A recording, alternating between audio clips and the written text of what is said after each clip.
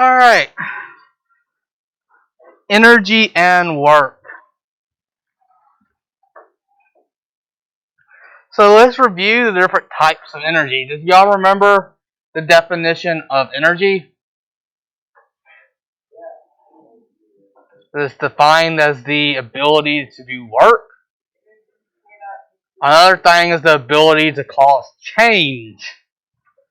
So you use energy to change things.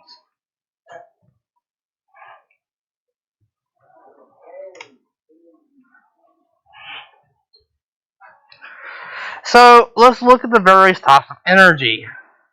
We have mechanical. This is the motion of objects. So mechanical is due to the motion of objects. We have chemical, which is like the bonding of atoms.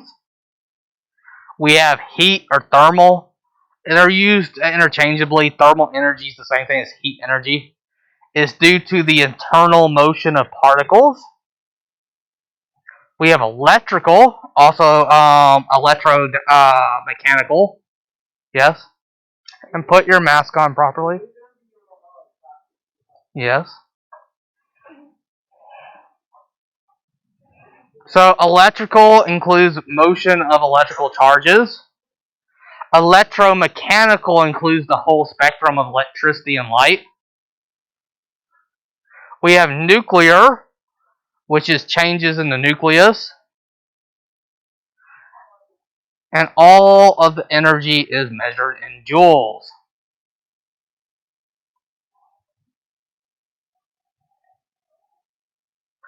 So, kinetic energy is the energy in the form of motion.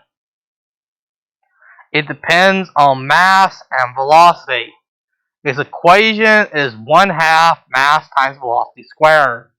So which of the following has the most kinetic energy?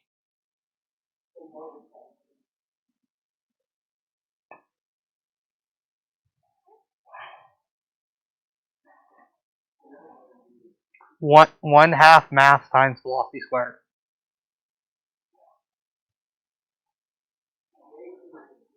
It would be the 18-wheeler. It has the most mass and is traveling at the highest speed. So it's the 80 kilometer per hour truck. Yes.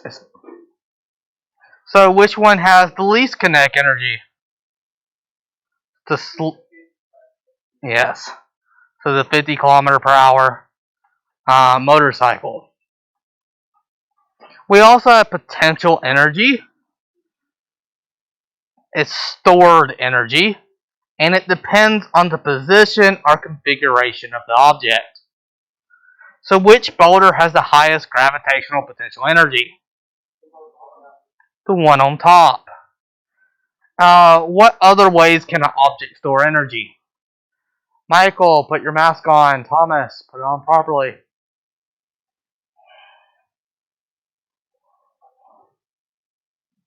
So, what are some other ways you can store energy? So, like in a spring, you can compress a spring. A rubber band, you can pull back on a rubber band.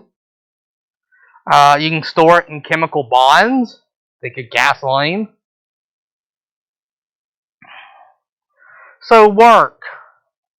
Work is the transfer of energy through motion. It's when a force is exerted through a distance. So work is defined as force times distance.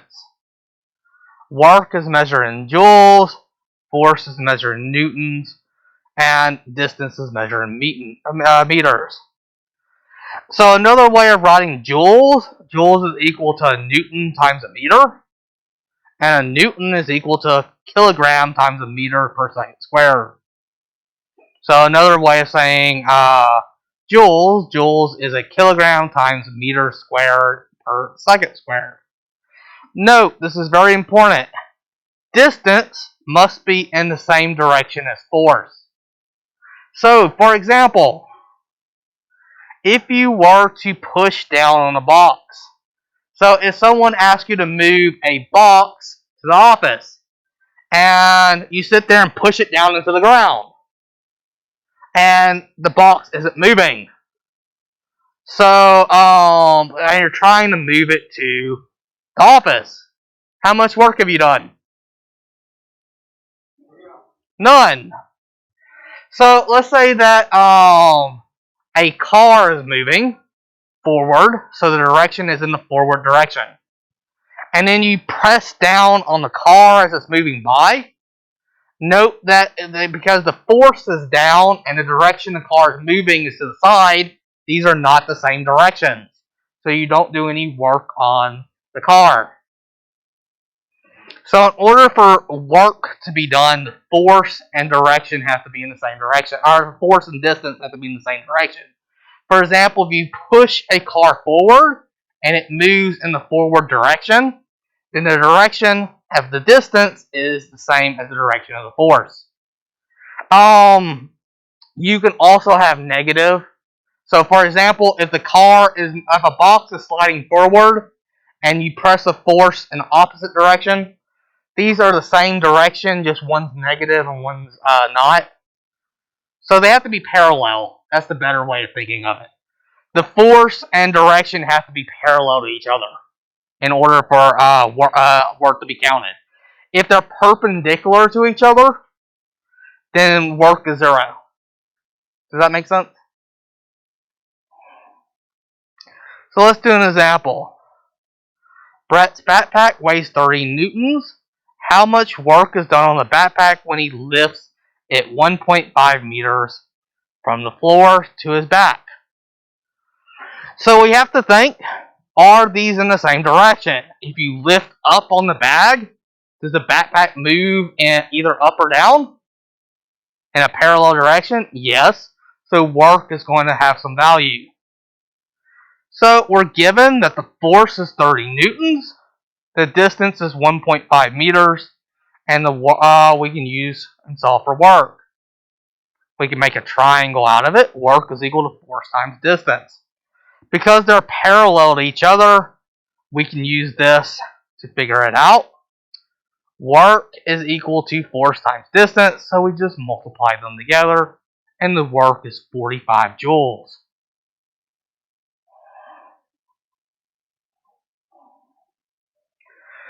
A dancer lifts a 40 kilogram ballerina 1.4 meters in the air and walks forward 2.2 meters. How much work is done on the ballerina during and after the lift? So what they do is a dancer lifts up 1.4 meters and then walks forward 2.2 meters. So we need to first ask ourselves, is the force parallel to the distance? When they lift upward, is the force parallel? In order to lift, you have to apply force upward. So it's parallel in the case of 1.4 meters upward. But what about when he walks forward? Is that force being applied in the same direction as the movement? So that's no work done. In order to hold her upward, you're applying a vertical force. When you walk forward, that force is not is in the opposite direction. So only the lifting up is considered work in science. So our mass is 40 kilograms and our distance is 1.5 meters.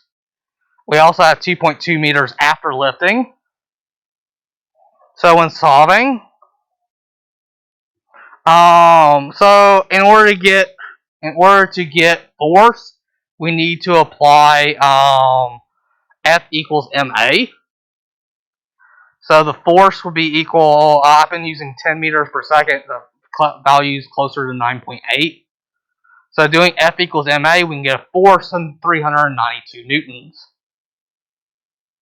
This is also so to get work is equal to 392 newtons. The force, the distance of 1.5. So during the lift, there are 549 joules of work done during the lift.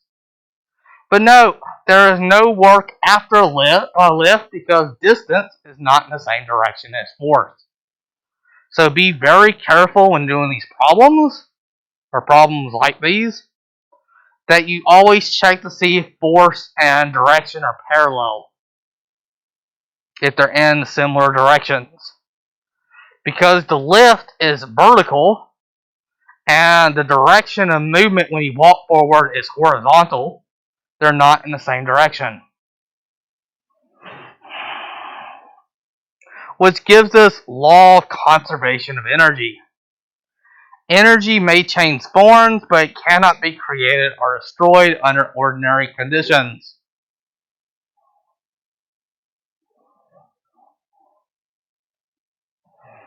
So, potential energy can be converted into kinetic energy. Mechanical energy can be converted into thermal. Chemical can be converted into thermal. So, energy can change forms, but it cannot be created or destroyed.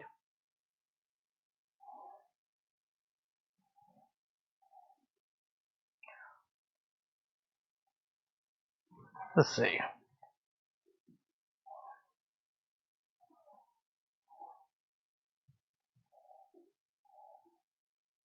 See if this animation actually works. Yeah, this is off the PowerPoint though.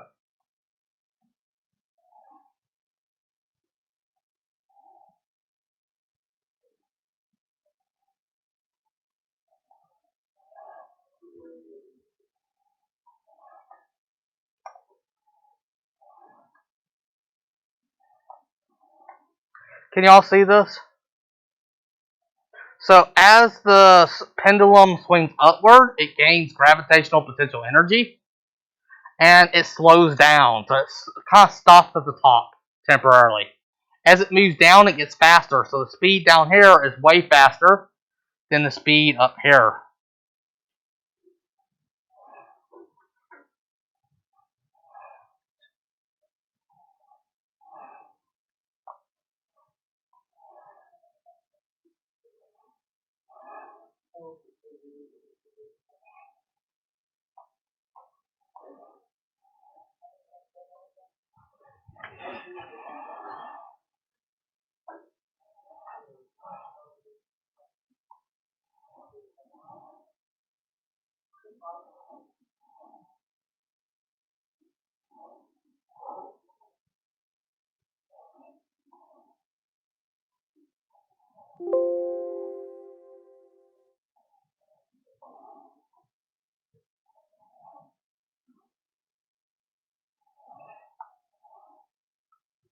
Alright, so here's an example with friction.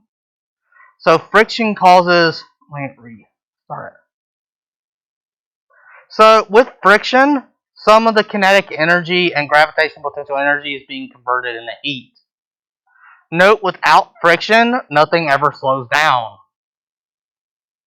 So when you see here, some of the gravitational potential energy is converted into kinetic as it goes down the hill. But some of the energy is being converted into thermal energy due to friction. Without friction, note that will continue bouncing back and moving forever. It would actually heat up the water. Yes. So if you rub your hands together, they'll get hot. And if you grab a piece of rope and pull the rope really fast, you'll probably get severe burns on your hand.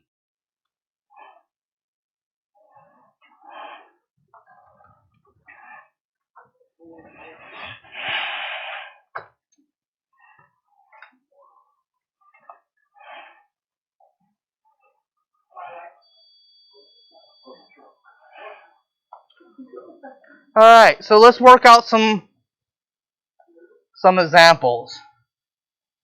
So kinetic energy is equal to 1/2 times mass times velocity squared. Gravitational potential energy, I usually write it as PE with a G down below. is equal to mass times the acceleration due to gravity times height. So mass is here and here. That's velocity. This is acceleration due to gravity. Gravitational potential energy.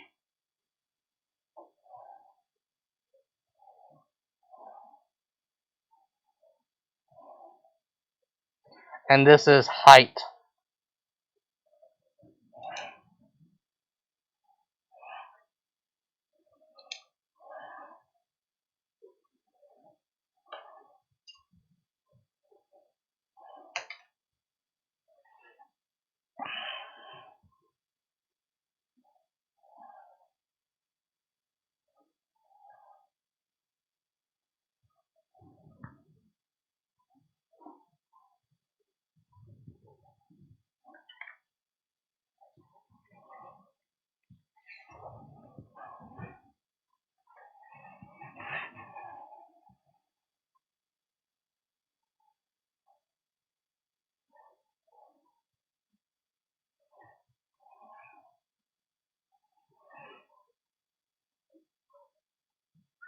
Alright.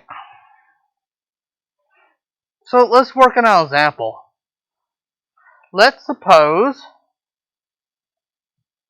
we have a hill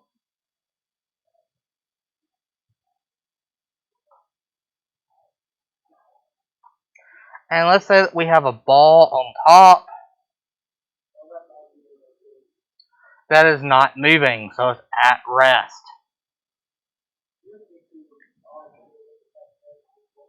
And let's say that it is 5 kilograms. And let's say that its initial height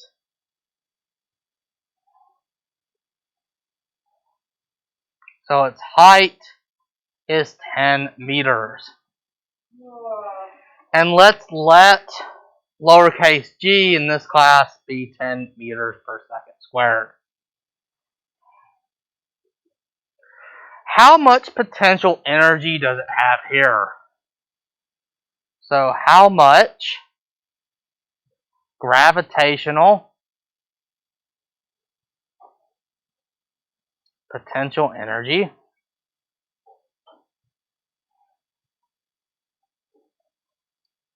does it have at the top of the hill? Yes?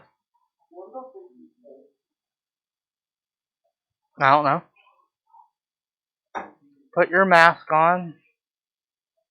Michael, wake up.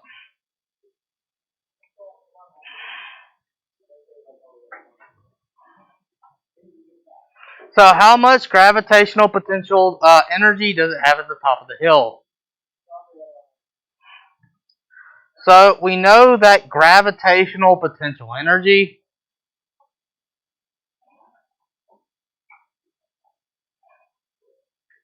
is equal to mass times gravity acceleration times height. So we know that the mass is 5 kilograms. We know that G on Earth is about 10 meters per second squared. John, mass. You're not supposed to be eating in class during class. Height is equal to 10 meters. Yes. So plugging into the equation, our mass is 5 kilograms. G is 10 meters per second squared. And our height is 10 meters. So we get 500 a kilogram times a meter per second squared times a meter. Again, this is energy, so we can just know that energy is done in joules. And we use a capital J.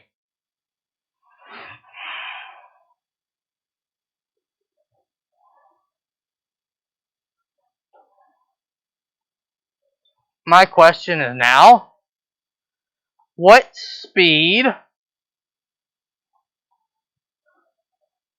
Thomas, stop dropping the bottle and making noise. What speed will the ball have at the bottom of the hill?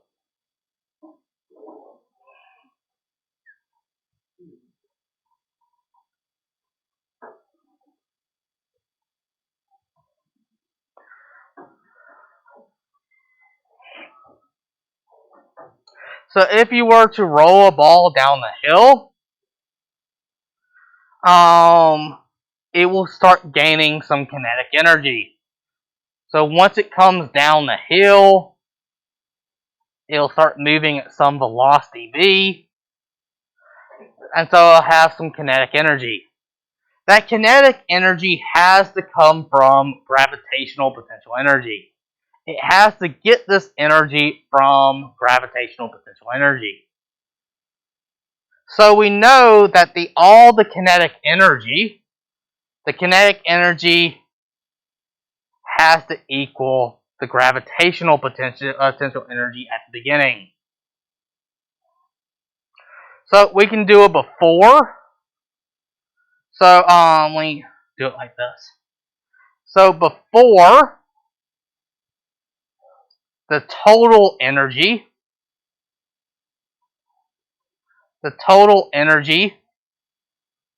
was just gravitational potential energy.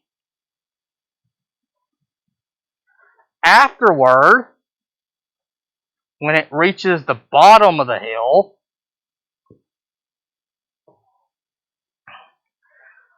it has no gravitational potential energy, it just has kinetic energy. So the total energy on the right side will be equal to the kinetic energy. On the left side, the total energy is just the gravitational potential energy. So energy is conserved, meaning before and after must match up. So that means that the total energy on the left side has to equal the total energy on the right. We already calculated the total energy on the left before it rolled down the hill is 500 joules. So total energy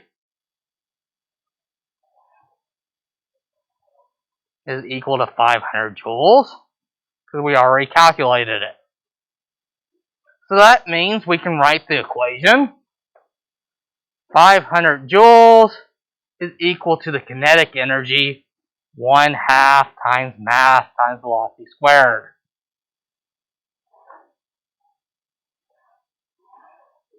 And we're trying to solve for velocity.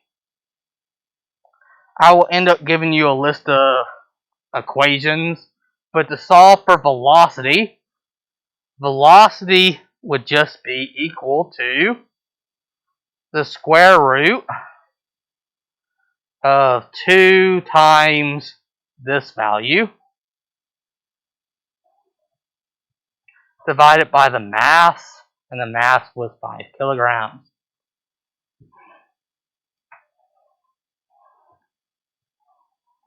So plugging that into a calculator,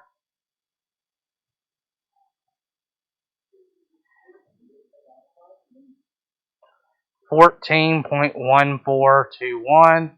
Thomas, put your mask on properly.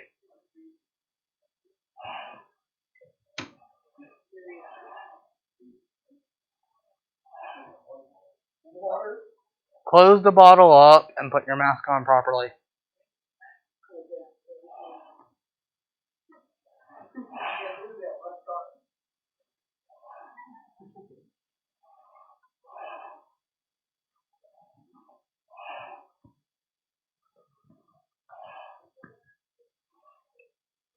So, if you are solving for kinetic energy, the equation is Ke equals 1/2 mass times velocity squared.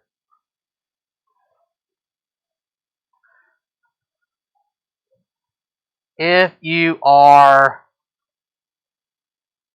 solving for mass, mass is equal to 2 times the kinetic energy over velocity squared. If you are solving for velocity, velocity is equal to the square root of 2 times the kinetic energy over mass. Nicole, would you mind closing the door?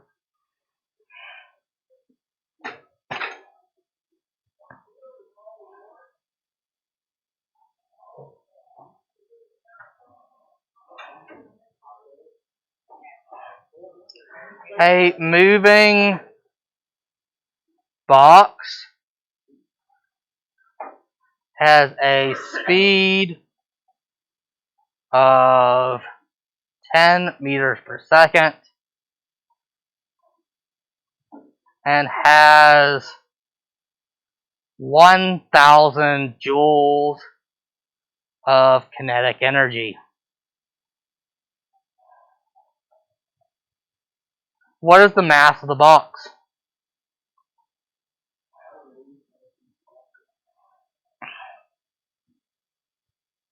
Your commentary is unnecessary, Thomas.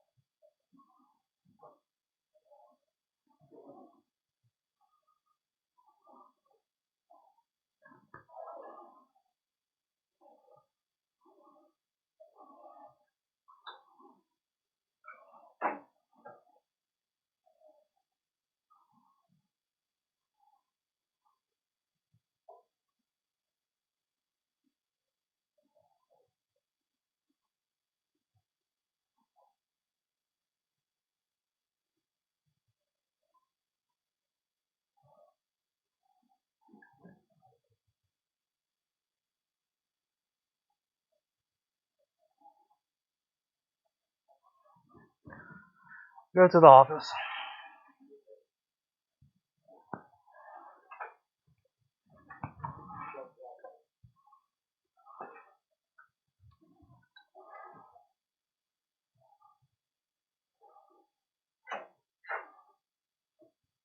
I'm sending Thomas to the office. Corey. Alright.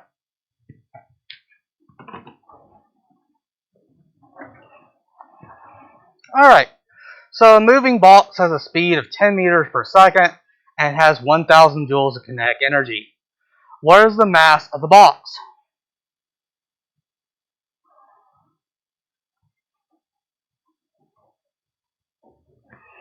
So, we're trying to solve for mass. Again, I'm going to give you these equations, but we are solving for mass, so we'd end up using this one. So mass is equal to 2 times the kinetic energy divided by velocity squared. That's our equation. So our kinetic energy is 1,000 joules. Our velocity, our speed, is 10 meters per second. So KE equals 1,000 joules. And our velocity is equal to 10 meters per second. So 2 times 1,000 joules divided by 10 meters per second squared So that would be 2 times, so that would be 2,000. 10 squared is 100. So 2,000 divided by 100 is 20 kilograms.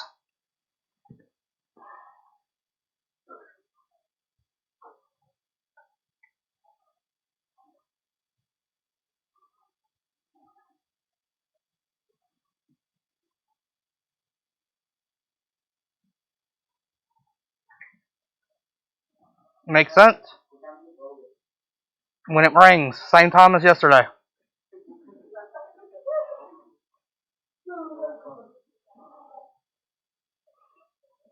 What are you doing, Michael?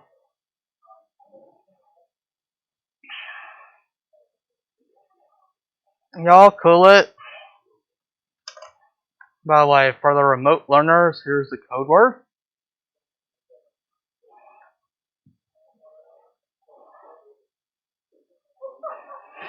Alright. So let's do another example.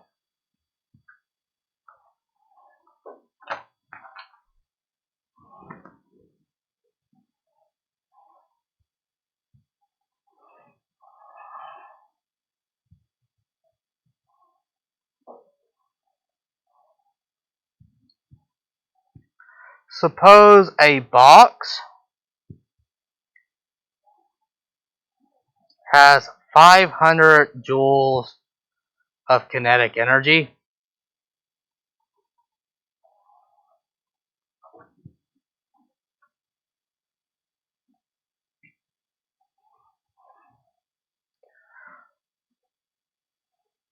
And a mass of 10 kilograms. How fast is the box moving?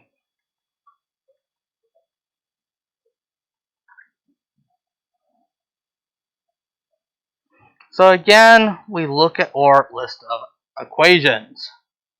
We are solving for velocity, so we use this velocity version of it. So velocity is equal to the square root of 2 times kinetic energy divided by mass.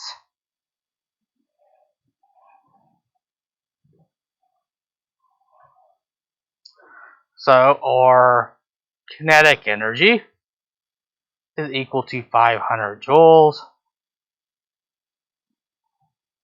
or mass is equal to 10 kilograms. And so when we plug it in, the square root of 2 times 500 joules divided by 10 kilograms, that would be equal to 1,000 joules divided by 10 kilograms, which would be equal to the square root of 100, which is equal to 10, and velocity is in meters per second. Right?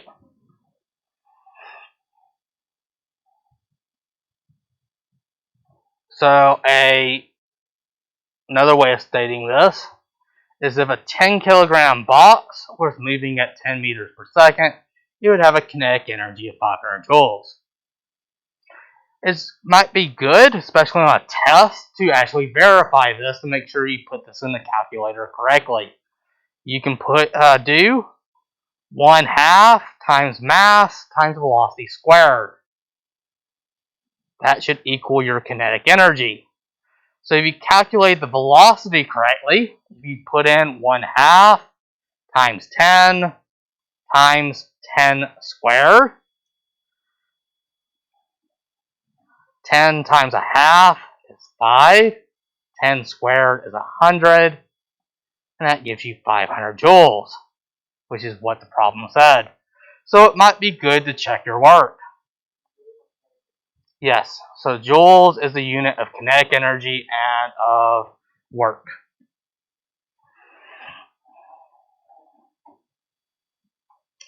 So for solving for gravitational potential energy,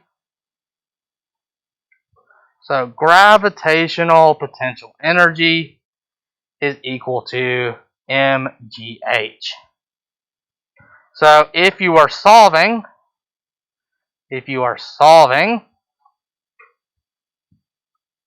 for gravitational potential energy, your equation is GPE is equal to mgh. If you are solving for mass using this equation, then mass is equal to gravitational potential energy divided by G times H.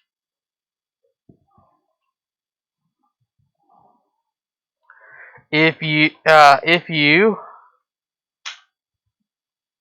stop popping the bottle. If you are solving for height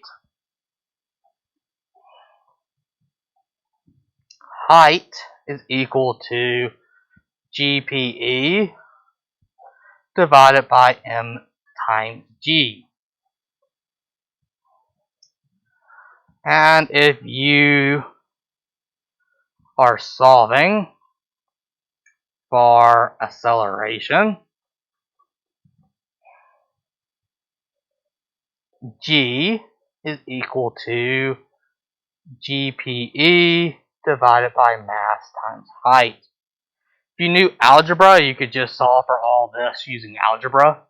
But in this class, I assume you guys don't know algebra, so I did all the algebra for you guys. So, and on the test, you'll be given a copy of this formula, or all these formulas.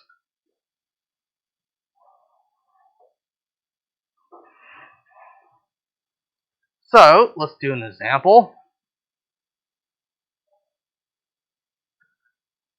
A rock has 1,000 joules of gravitational potential energy and is sitting on a 5-meter tall cliff.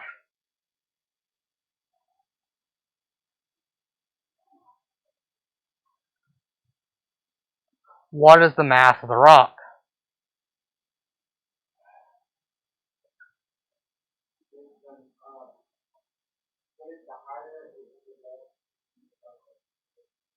Yes, so the higher up, the more gravitational potential energy it has.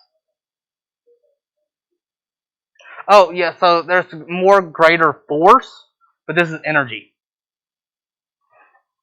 So there is a distinction between force and energy.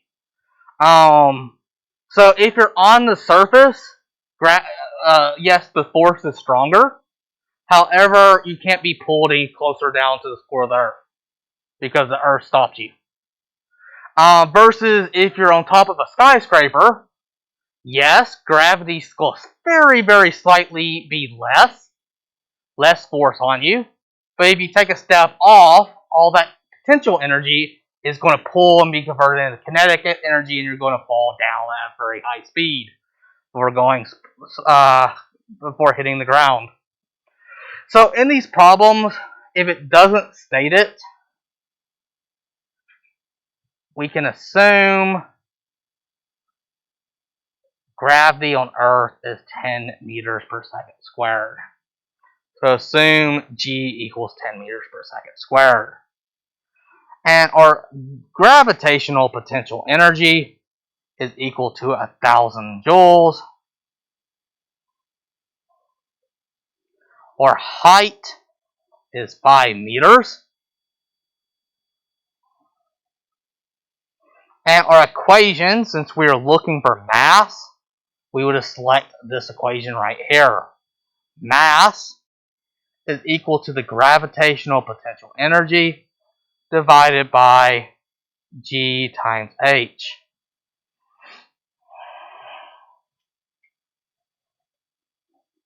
So plugging this in, that'd be 1,000 joules divided by 10 meters per second squared for G times H. H is 5 meters. So that would be 1,000 joules. 10 times that would be 50 meters squared per second squared. Again, I recommend for you, when you're doing your work, don't put units on it. I like to use units. We just know that mass is going to be in kilograms. So 1,000 divided by 50 is 20. So our answer is 20 kilograms. Is someone at the door?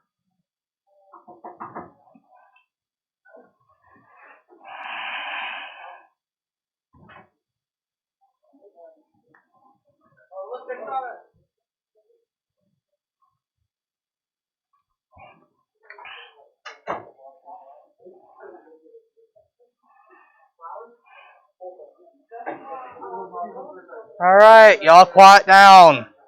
Guys! Quiet down.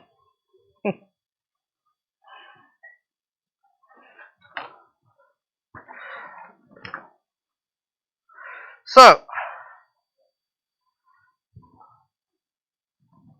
we refer to mechanical energy, our total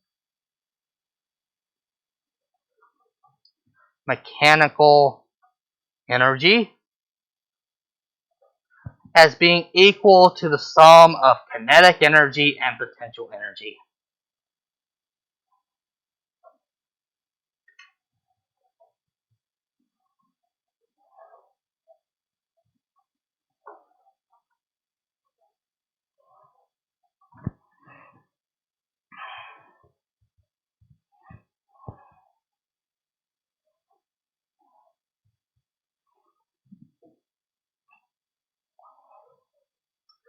If mechanical energy does not get converted into other forms of energy,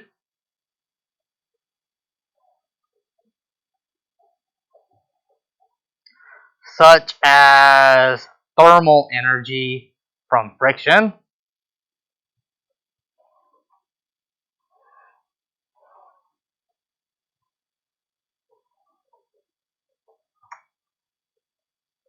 then the total mechanical energy will be equal to the so the total mechanical energy before will be equal to the final total kinetic energy after. So basically, if we ignore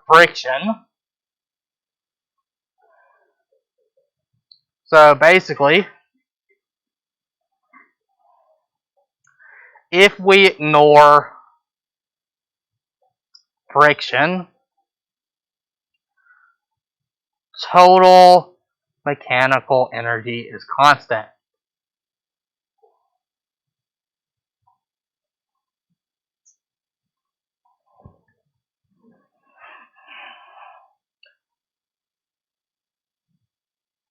So basically, as things go up a hill, they'll slow down.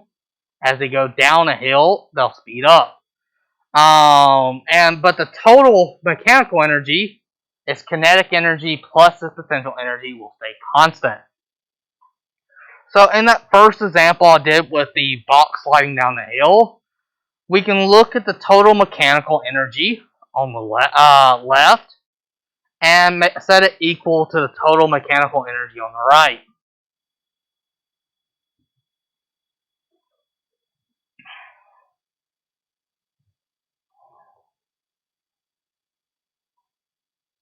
I don't think I have time to work out the example. I will say this though. I think this is one of the hardest units will do. There's a lot of math involved, so it's very important that you be paying attention and taking notes,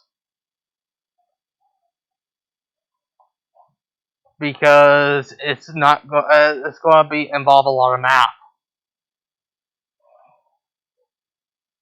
But I think that's where we'll stop today, as we only got a minute left.